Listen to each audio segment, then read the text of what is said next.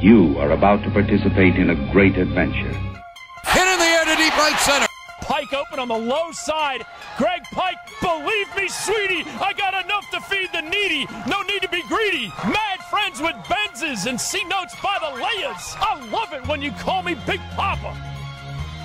Hit is high. 5 seconds left in the game. Do you believe in miracles? Yes! It is far. Don't give up. Don't ever give up.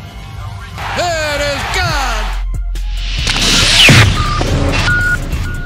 You're listening to the Tom and Jerry Show.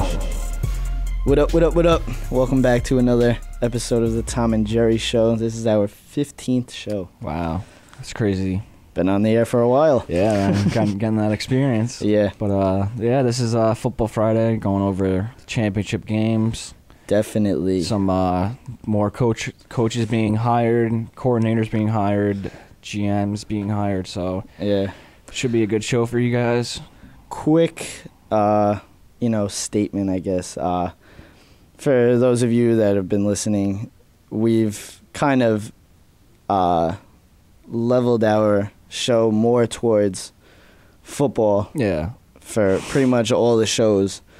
But this is a sports show. Obviously, we're going to get into other sports as we go on. Obviously, football, right now we're in the playoffs. Yeah. This is the biggest part of any sport that's on right now. I mean, NHL hasn't started yet.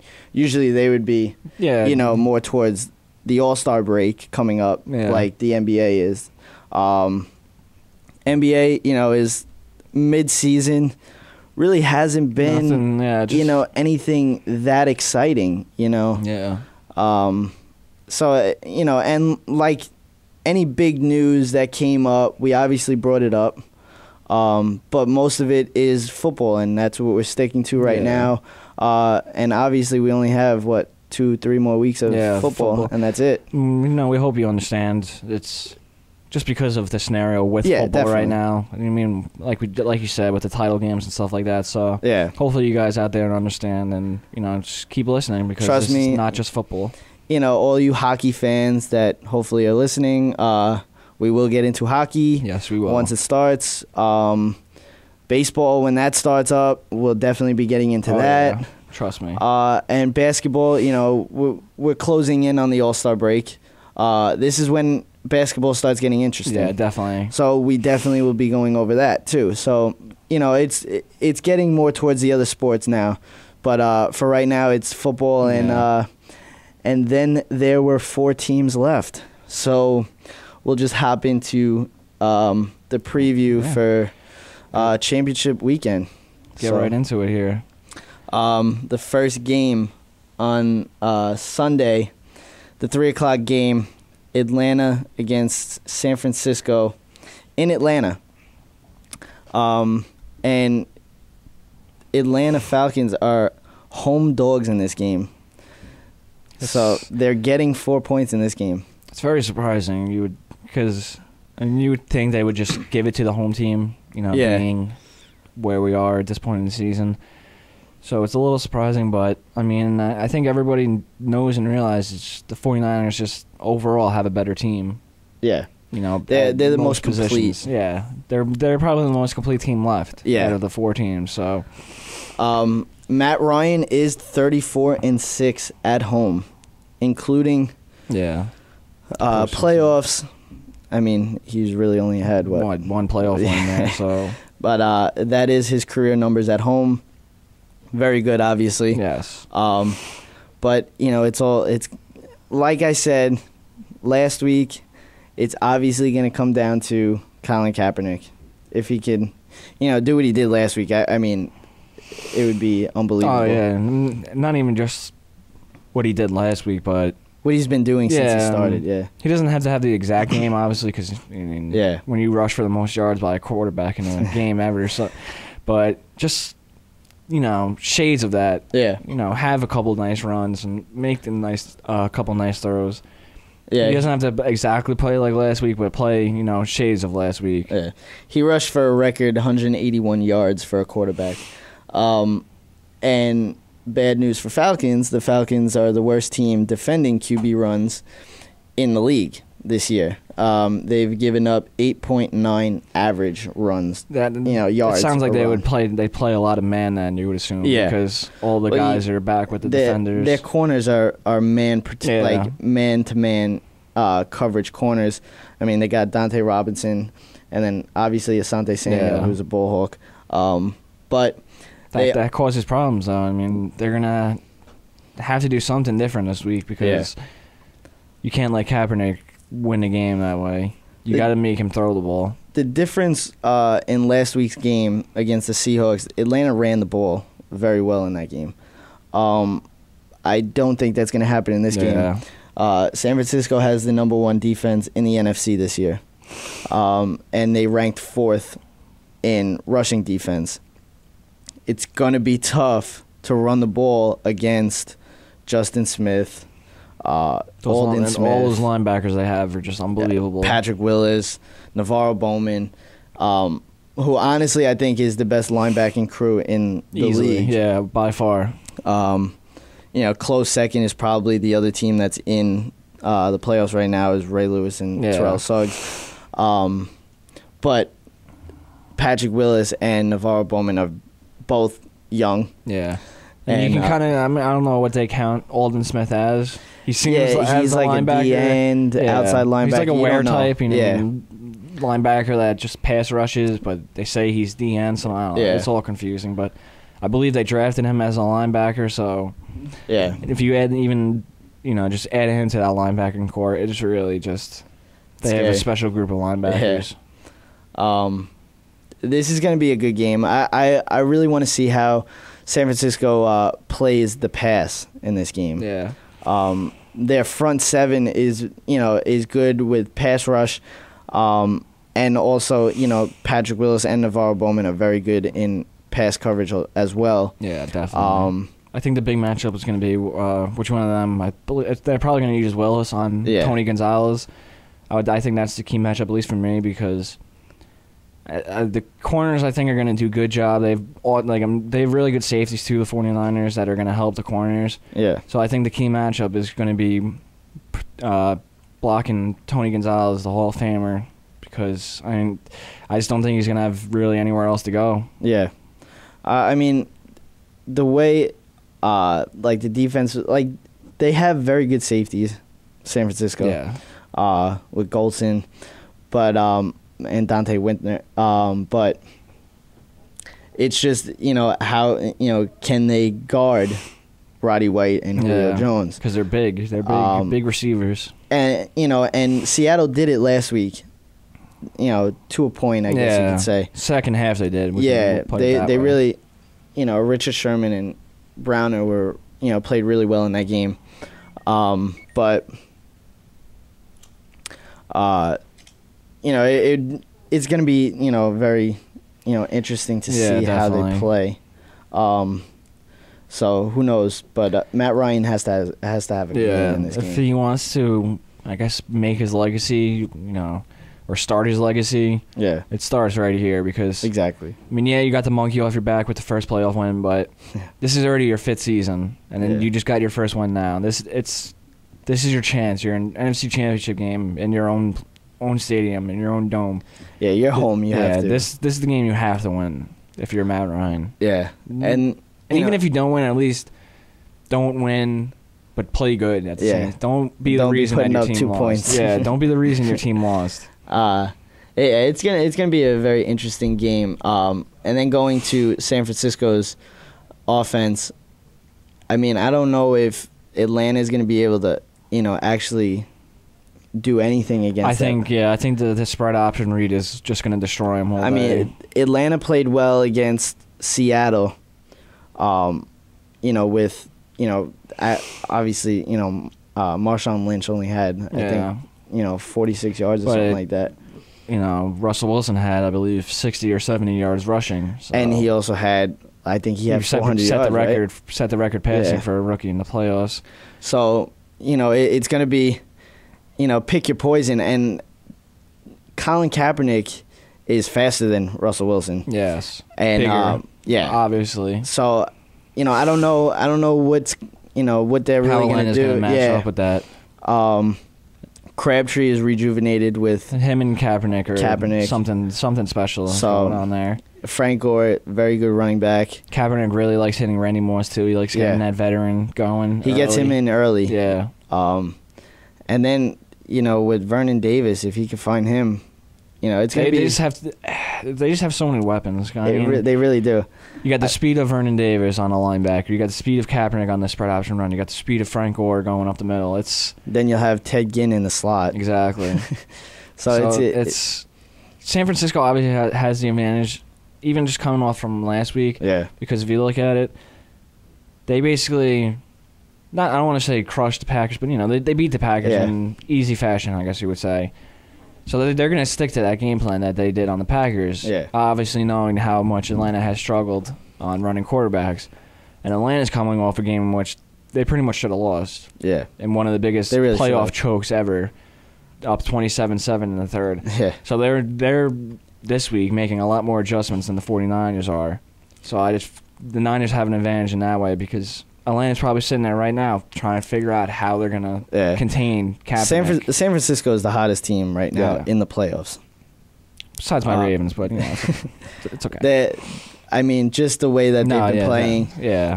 They're just, really. They're the most complete team by far. Like defense is playing top notch, offense is playing top notch. And then you have, your quarterback that just came into his first game last week, the first playoff game last week, and broke a record for rushing yards for a quarterback. And the big thing, Niners didn't have Ted Ginn last year in the championship game. Yeah. They lost him with the injury in the game.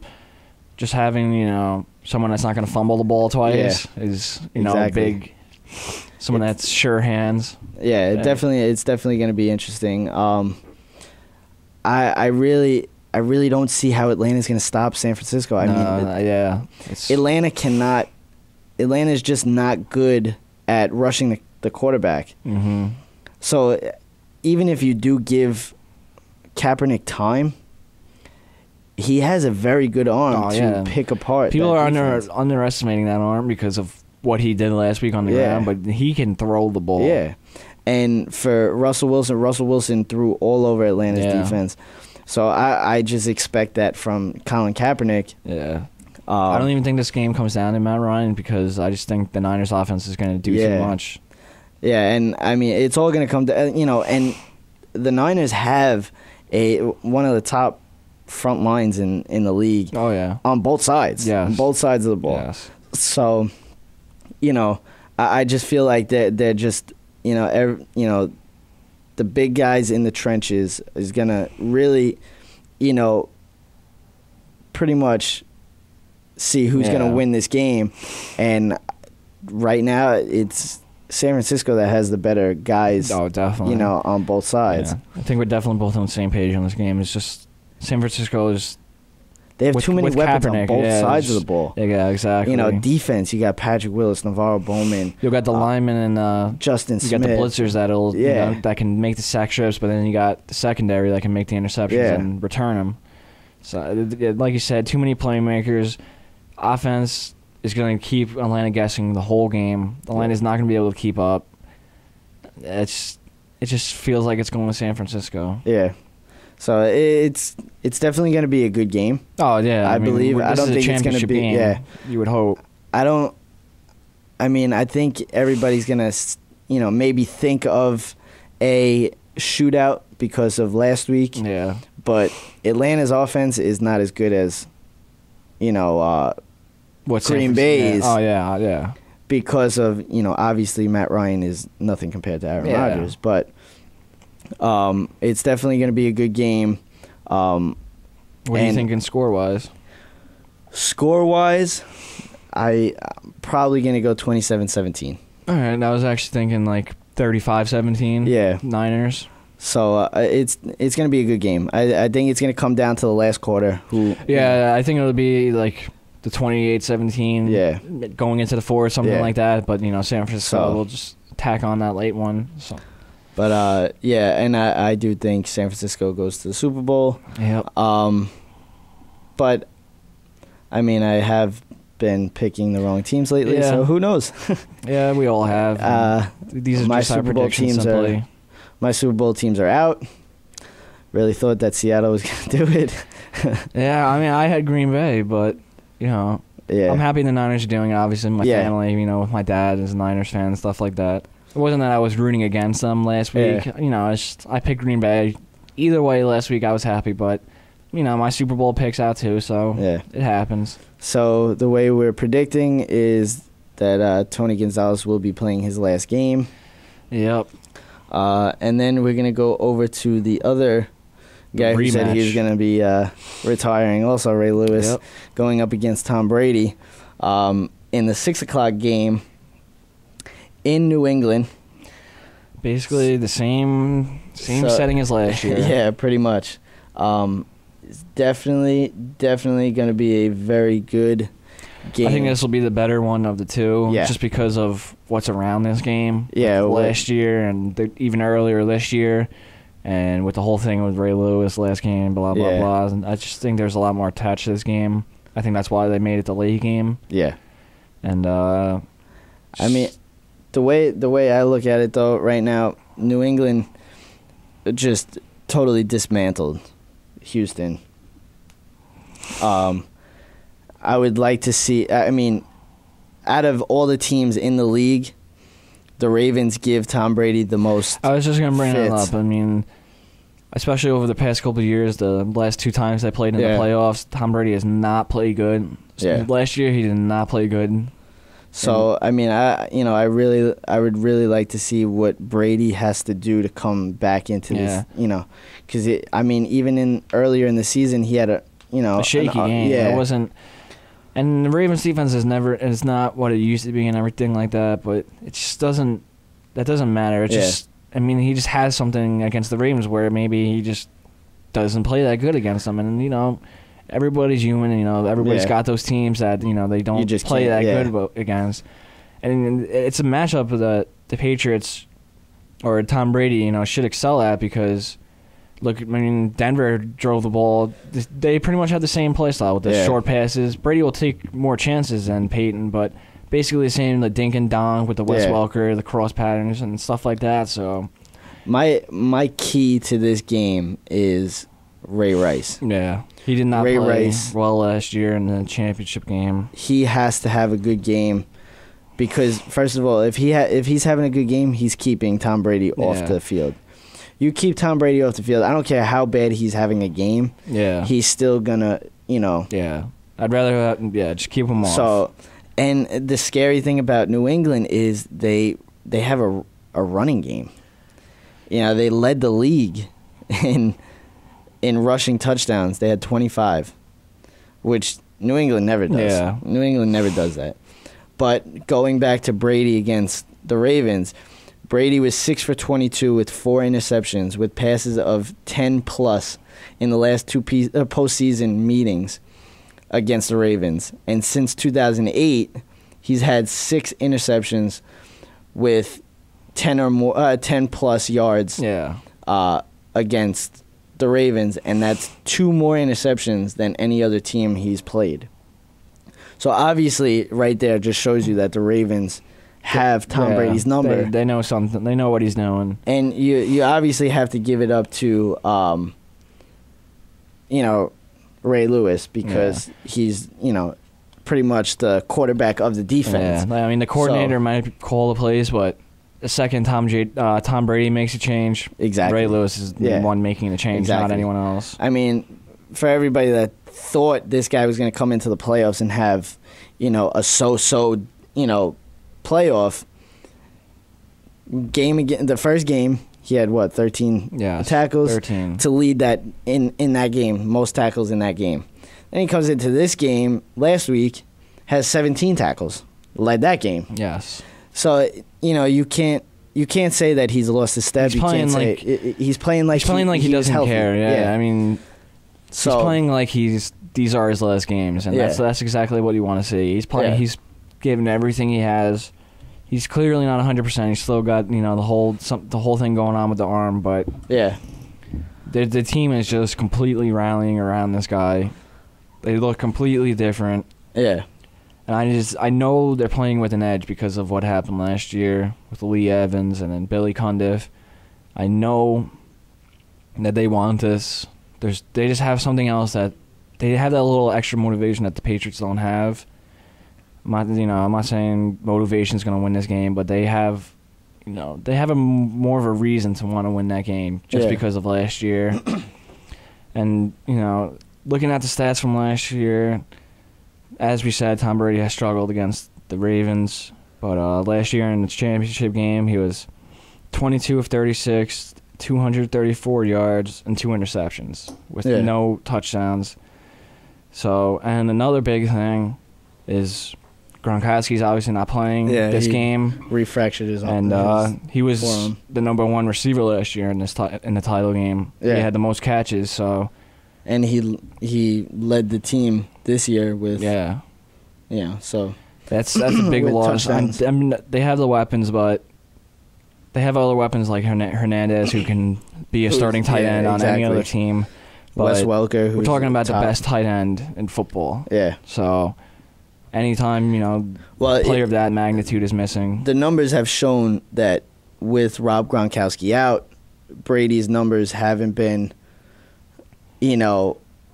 Tom Brady numbers. Yeah. Like, they've been decent numbers, better, probably best numbers for any other quarterback, but not Tom Brady numbers. Yeah. Because Gronk is he's got to be the biggest mismatch in football. He really is. He's got to be. So, him and Jimmy Graham are two big guys that, it's just really hard to guard. They have to be the 2 hardest guys to guard in football. And they obviously, the Ravens and Patriots played earlier in the season. The Torrey Smith game. Yeah, where obviously the Ravens won. But they actually won by a field goal. I believe it was like 1 point, 2 points. Yeah, it was 31-30 by a field goal. So, and I think a big difference in this year's playoff game or title rematch game is going to be Torrey Smith. Because last year, it was his first or second year, I believe, and he wasn't as big of a part as the offense as he is now, obviously. I think he's a huge difference this year. Flacco trusts him. He knows he can just throw it up and Torrey will go after it. I think that's a huge difference maker this year. And like I was saying earlier, they won by a field goal in September. Yeah. Ironic about that is last year, going into the final seconds of that game, Cundiff missed the field goal that could have brought it into overtime. Yep. But instead it sent the Patriots to go play the Giants in the Super Bowl, which they later lost. But also in that September game, Terrell Suggs was not in that game. Yeah. And that's just another big thing. So that's another. Yeah, with the Ravens. Defense is not completely healthy. Webb is obviously still out, and a couple guys banged up. Ray Lewis is still banged up. And the thing is that this defense is probably the best that they've had in like a good 3-4 years. No, exactly, and that's exactly the point I was going to make with the Ravens is the way they're playing right now is, I'm not going to say like old school Ravens, but it's refreshing to see from what we've seen all of this year and last year. It's nice to see them. You can see how hard they're playing together, especially like the 4 main guys: Suggs, Nada, Reed, and Lewis. And you know what? Reed hasn't been having that great of. It's his presence, though. Exactly, and that's the thing. These veteran quarterbacks like Peyton Manning, Tom Brady, it's like, do you want to make that throw? Yeah. Ed Reed's there, and he hasn't been playing up to the way Ed Reed usually plays. But do you want to make that chance? Yeah. So it's tough to just him being out there. Yeah. Is just enough to make a difference. I mean, you could say, obviously, he's, as you said, he didn't have the year that people expected. He's been injured. He's going to have a shoulder surgery probably as soon as the season ends. Yeah. I think he's personally going to retire with Ray Lewis. I think they're going to retire the same year, so they go in at the same year. Yeah. But as we said, people underestimate just the presence of a player on the field. Exactly. And that's exactly what Ed Reed is. Do you want to take that deep chance, deep left chance with Ed Reed in the backfield like that? So and obviously it's shown, like we said before, Brady is not really that good with passes over 10 yards against the Ravens. So I would like to see what he has to bring in this game. But like I said, I think it's going to come down to what because New England's going to score its points. Yes. No matter what, yes. they're going to score its points. It's just like the Green Bay Packers. The top offenses in the league. They're going to score their points no matter how, hard the defense comes at them. But does their defense want to show up? Mm-hmm. Patriots defense has been playing well lately. Joe Flacco has been having crazy games. postseason. Yeah. Does he become, as Skip Bayless would say, Joe Fluco? We won't know until, obviously, Sunday. But I do think it's going to come down to him and Ray Rice. If Ray Rice has a good game, I do believe that the Ravens win this game. Yeah. And he doesn't even necessarily have to rush it like crazy. It's his screen pass. Yeah, that's exactly what I was going to say. I mean, even if he has, say, 75, 80 yards rushing, but he's picking up, say, second and 5, third and 5s in the passing game, that's still using Ray Rice to what, the way you should. Even you have Pierce also. Yeah. So, And Flacco's got to keep taking the chances, I think. Yeah. They got to keep doing what's been working for New him since New Caldwell. England's defense is definitely a team that you could make chances on. Aqib Talib, I don't think, was in that game. No, he wasn't. Earlier in the season. Yeah, he wasn't. So that's a big, change. I don't know who he's going to go on. Probably, he might be on Torrey. I mean, I don't know if they have like a faster corner. He might. But I don't know who they're going to put on Bolden. Because they also have McCourty, too. Yeah. So, all right, yeah. I think he might be on Bolden, if I had to guess. Yeah. Because I think McCourty's faster. Yeah, definitely. And McCourty could keep up with Torrey Smith. Yeah. I mean, I don't think anybody could keep up with Torrey Smith, but I think Bailey. Yeah, that was a joke. But definitely going to be an interesting game. And it's amazing that the Ravens aren't defense anymore. No. They're not winning by defense anymore. Flacco's winning these games. The offense is winning these games, and it's good to see. I've grown up with defense my whole life with the Ravens, and to see the offense actually winning games, it's pretty refreshing to see that we have all these weapons now on offense with Torrey Smith, Bolden, Dennis Pitta, Ray Rice, Pierce. See, it's really the nice thing to I've see. noticed about these weapons is that they go up and get the ball. Yeah, exactly. Bolden is a guy that big body. Just look at the touchdown that he had. Yeah. What was it? I think it was against the Colts. He's not scared to go where over the middle. he just boxed out the dude and went up and got it. Torrey Smith made an amazing catch last week. Also, the ball was inside. They don't let the ball go to them. Yeah. They go to the ball. Exactly. The ball was thrown inside, and he pretty much just dove over and grabbed it. It's just also a guy like that you really can't let behind you is Jacoby Jones. Obviously, Denver knows about that. Yeah, he's big on special teams. Yeah, with the punts and the kicks, and definitely he can make those those streak plays like we saw against Denver. Yeah, but it's definitely going to be an interesting game. Like I said, New England's going to score their points. I think it's going to come down to Joe Flacco up against Joe Flacco and Ray Rice up against the New England defense. I just see more. Trying to think of like the word to say, like more want. Like the Ravens just seem like they want it more. Yeah.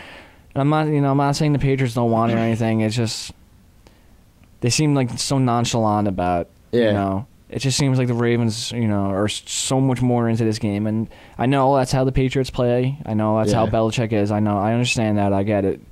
But just with everything last year, with the championship game, and how the team is just completely rallied around Ray Lewis, I think they're going to pull out this game, and I'll go first with the score prediction. I think it's going to be 24-17. 24-17. Ravens. Wow. I'm going to go with New England winning this game. You would. Obviously, because I just feel like, Flacco's been having good games. I just feel like he's not going to get them past this game. And and he like did last year. If Lee Evans could hold on to the ball. Yeah. I look at Tom Brady as the best quarterback in the league and possibly the best quarterback ever to play the game. For someone that has the most playoff wins as a quarterback, and then he'll be going, like, if he wins this game, he'll be going to his sixth first ever by a quarterback. So if he gets there. I just feel like I think he wants that. I think he wants that, and he's just a really, really good quarterback. And I do think, obviously, I think this is a close game. Yeah. I mean, last year came down to 3. Yeah. Earlier in the season came down to 1 point. Yeah, the spread being what it is mind-blowing because exactly. The way these two teams play, it's going to be a dogfight. Baltimore is getting 9 points in this game, which is absolutely absurd. Yeah. Especially, like, New England's been playing well. They've been putting up points. If this was like a regular season game, maybe I understand a little bit more. But we're talking about a championship. Yeah, this is like AFC this is to the Super Bowl. If you think the game's going to be by 9 points and not even close, I mean, there's something wrong. But I'm gonna go with I'm gonna go out. I'm gonna say 27-24. Yeah, I could see a 3-point game. I was gonna adjust mine to maybe like 24-21. I have a feeling that it's gonna come down to a last-second field goal. I mean, the way these teams have played over the past couple of years, I mean, you feel no like it's gonna come, no one would put that against you. Yeah. I say 27-24 New England. But like I said, I do tend to pick the loser. So we will see. I mean, we will see. So I might have just put Atlanta and Baltimore into the Super Bowl. So who knows? But I think a lot of people are also rooting for the brother Super Bowl, which would be the first one ever. Yeah, the Harbaugh Bowl, which would be pretty cool to see. It would be very cool. Even if you're not a fan of the Niners or the Ravens, just seeing that in the Super Bowl, I mean, that's Imagine everyone out there that's a parent. You want the most for your kids. I mean, imagine seeing both of your children head coaches in the Super Bowl. I mean, it's a special thing. Yeah. San Francisco, going back to San Francisco, they tied the Cowboys for the most NFC championship appearances. So that's big in history, I guess you could say.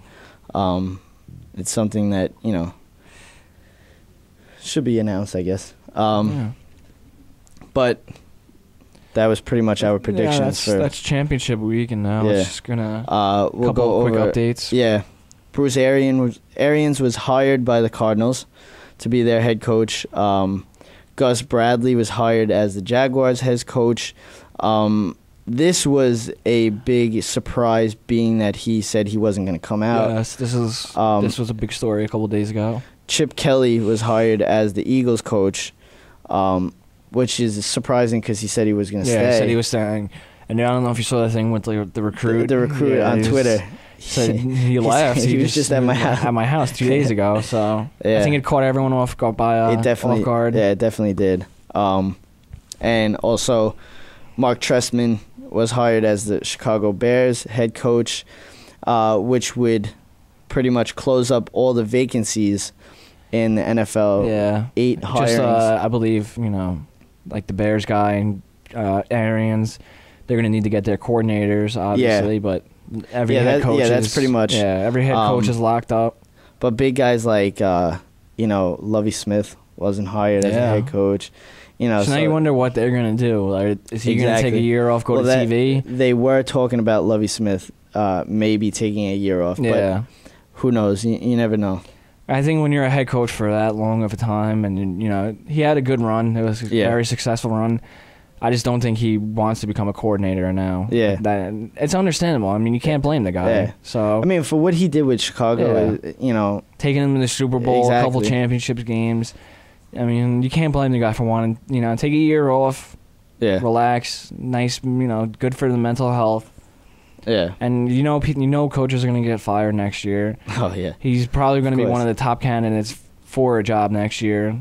So he should, maybe a good team will fire a coach and Because I think the biggest thing with head coaches is they need a quarterback. Yeah. That's the first thing. So if he's the top candidate, which, arguably he could be, he's going to get the team with the best quarterback. So, yeah, and that's another thing, like, going back to, a team having a quarterback, for a head coach.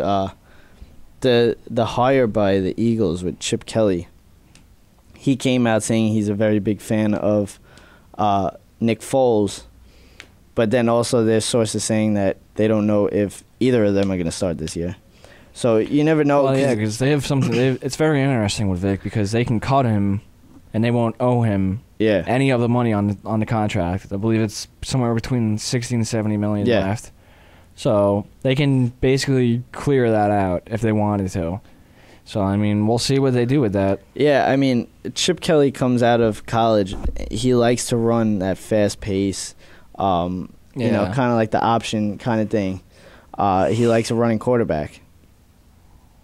Nick Foles is not a running quarterback. Mm-hmm. So Nick Foles is a very good quarterback, actually. I think he'll be a good quarterback, too. I mean, and then, like, even next year, like, you'll be getting Deshaun Jackson back. You'll have Macklin out there. You'll have LaShawn McCoy back out there. You'll probably be getting maybe a few offensive linemen, which they need desperately. So who knows what – we'll see what he can do. So just a quick question. Who do you think is going to be the most successful in their first year of all these rookie head coaches?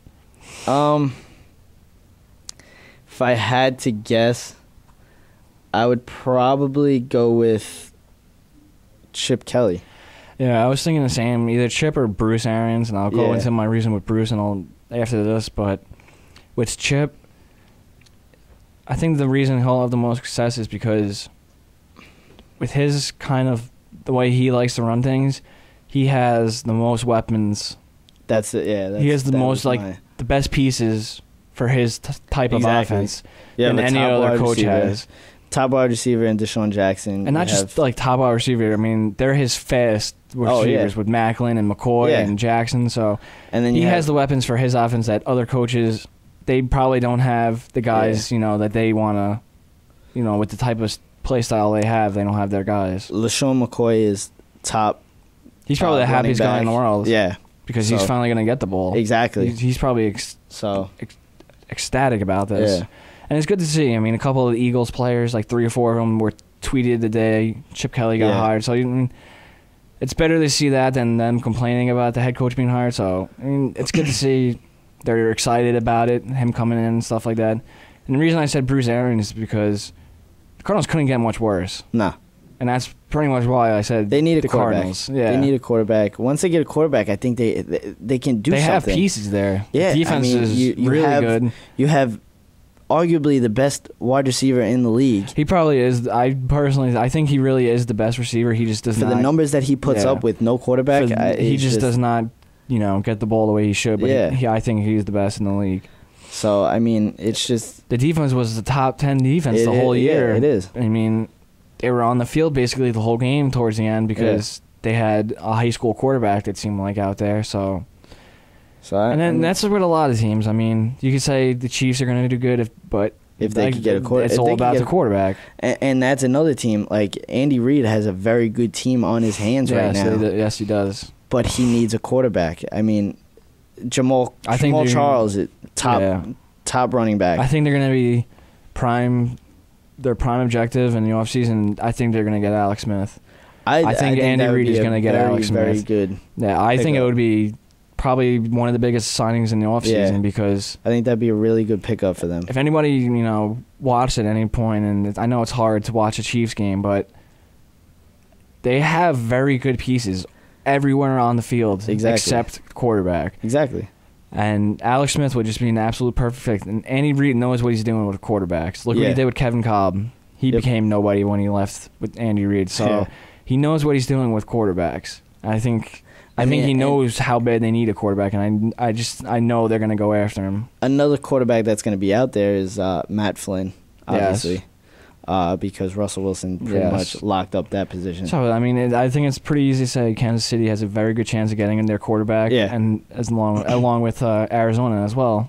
Yeah, so, we'll see what happens in the off season, but there's still some 2 more games left. Yep. So we'll see what happens. We'll go into another sport here. The NHL is dropping the puck tomorrow. Yep. It's officially back. Got a couple of big games, I guess. You have the Devils at the Islanders, which everyone on the island better be an Islanders fan. Yeah. I really want to see what the Islanders can do. I mean, shortened season, you never know. Exactly. All it takes is one nice hot streak. Exactly. The Islanders have always had the young pieces, because obviously they've been drafting. Yes, very top draft picks for. So I mean, I feel like these guys are starting to become something. Like, they're starting to grow together. Yeah. I mean, Tavares, everyone knows, is a very, very good player. Yeah. So that's probably their key guy to build around the Islanders. Another young guy that I like is Cizikas. Even Ulstrom's good. Yeah, I mean we're not looking for like a Stanley Cup run here, but I'd like a nice to see a nice little playoff. Yeah, exactly. That's all we want here. I feel like if Nabokov could stay healthy, I think they have a good chance, because last year they went on a whole run with Nabokov where they won, I think, maybe 10 out of 15 games or so. Yeah. And then he got hurt, and then that's when they fell back. Yeah, they were lingering around the 8 seed there. So, I mean, with the shortened season, you never know. Exactly. Like I said, six game winning streak. I mean, 8 out of 10 type thing. I mean, that's what that can really help in this the season. Islanders sort of, I guess you could say, got screwed with the scheduling, because they have 2 games right in the beginning of the season, but then right after that they go onto a 5-game or 6-game road trip. Then at the end of the season, they go on another 5-game road trip to end the season. Yeah, that's so tough. It's going to be tough.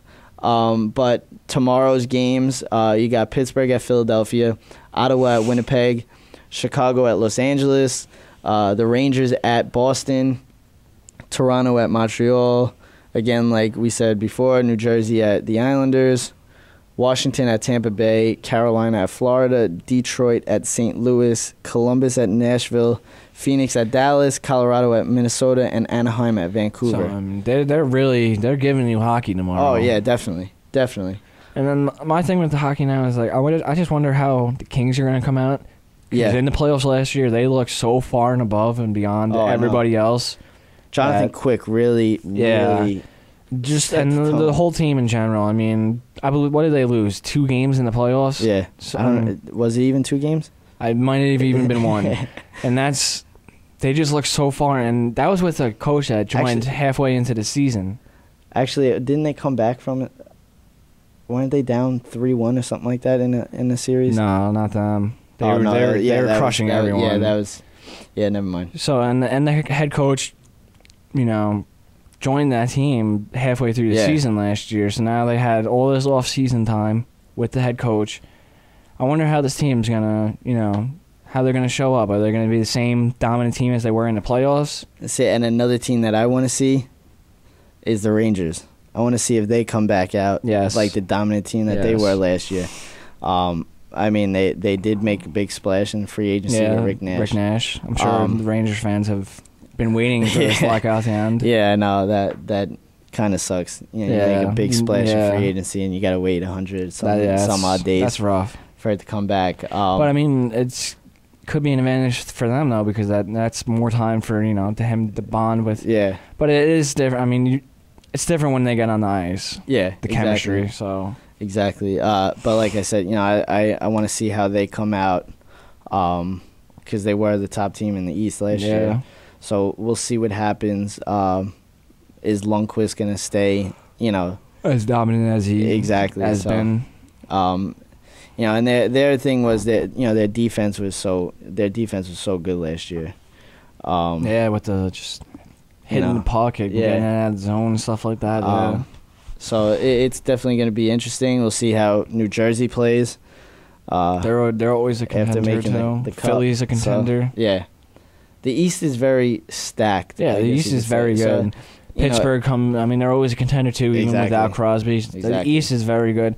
And I believe with the alignment, about 5 of the teams that we're looking at and have been talking about are all in the same division. Yeah. Like the Pittsburgh, Philly, the New York teams, the New Jersey. I believe they are all together in the same division. Which sucks for the Islanders because they have the most mediocre team out of all of them. So, and that's another tough thing with the Islanders. I mean, as you said, with the road, the 5-game road streaks and stuff like that, and just the division they play in. I mean, it's not easy for them, but yeah, I mean, we got faith. Yeah, I'm definitely. I always have faith in my Islanders. Yes.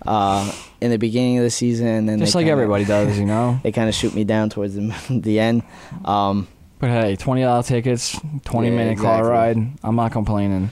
But it's gonna be a little different in 3 years. Yeah. So we'll see. But let's go Islanders. Yes. Last night was a big game for NBA, I guess you could say. Yeah, it was a nice game to watch. Lakers Heat, definitely an interesting game. Kept it close. I mean, for the Lakers to have 10 turnovers in the first quarter, then at halftime to have 16 turnovers and to be winning by 1 was amazing.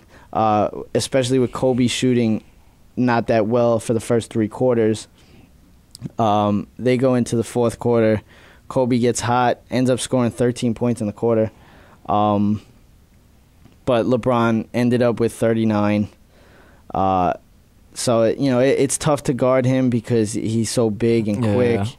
And, compared to the thing that the Heat did well in that game was really towards like the second half, they really stopped the ball from going into Howard. So, the thing was with the Heat is they can't really match up with anybody's height. So they're always going to have trouble against teams that have height. So, and my thing with the Lakers, I'm not going to get too into it, but it just seems like it's the little things with them. Yeah. And like you said, with the turnovers and stuff, it's just like the communication type things that I feel like they're getting better. No, you can tell they're getting better. They're gelling better together. They just got to fix the little things. I mean, communicate better, make better passes, make smarter decisions. I mean, that's all it really comes down to. Just keep it simple. Yeah. I mean, I like to see. I like what I'm seeing from Dwight Howard and Kobe. Kobe's trying to feed him earlier in the game, and he wants the ball in Dwight Howard's hands. So that's nice to see. I want to see them try to keep Dwight Howard and try to make him happy. Yes, definitely. I mean, we're talking about the best center in the game. I mean, you gotta do everything you can. I feel like with Kobe, it's like Kobe knows he's, nearing the end. Yeah. And he wants the Lakers to go on and have Dwight Howard he wants as to their continue. name. Yeah. So I think that's what he's doing. He doesn't want to just leave and then become terrible. Yeah. He wants them to keep going. And what I've noticed with Kobe, as he's getting older, he knows if he's having a bad shooting game, he's going to pass the ball. Yeah. But like last night, Kobe is a guy that no matter how bad of a game he's having, takes one shot. It takes one shot. Once he sees that and ball we saw that last net, night. He had one shot and then ended up nailing 3. But they did lose by 9. Obviously, I think technically they should have lost by 6, but then and 1 at the end of the game. Free throws. So, but the Heat did beat them 99-90. If the Lakers play like they played like that last night, I feel like they can make the playoffs. Yeah, because there's not a lot of teams that keep the turnovers down, and they can definitely. Yeah. So, but they're gonna start. I mean, the last thing of the day. I mean, they're gonna have to start real soon with obviously keep these wins because it's getting you're getting to the halfway point. Yeah. I mean, you got to make a run at some point. So, but that's about it. Pretty much touched on everything. I think we're only gonna do one show next week. Yeah, and it's gonna be tough because there's a week in between the Super Bowl and we believe we're gonna championship. Next episode is gonna be no football because we want to save it for the week before, so it's fresh in everyone's minds and everything like that. So we're gonna go with other sports. Yeah. So for those guys, for the people listening that are, want to hear other sports, definitely next episode. Yeah. Because probably gonna be next Friday. Yeah. I think next Friday. Like we said, where I did put on the Facebook page that we will be probably changing our intro and outro. Yeah, it might be done by the next episode. Yeah. We'll see. So if you know any good beats or anything that we could put in the intro, definitely leave us. Let us know. So, but that's about it. Yeah. Thank you for listening. You got anything else to say? No, just have a safe weekend and enjoy this good week. Enjoy these nice couple of games that we're gonna see. Yeah, we'll be back next week. That's about it. Tom and Jerry signing out. I'm Jerry. And I'm Tom. Be breezy. Thanks for listening to another episode of the Tom and Jerry Show.